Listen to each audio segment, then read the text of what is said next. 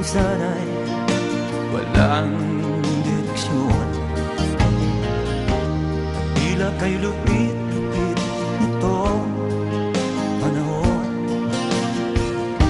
Huwag kang mawawalan ng pag-asa,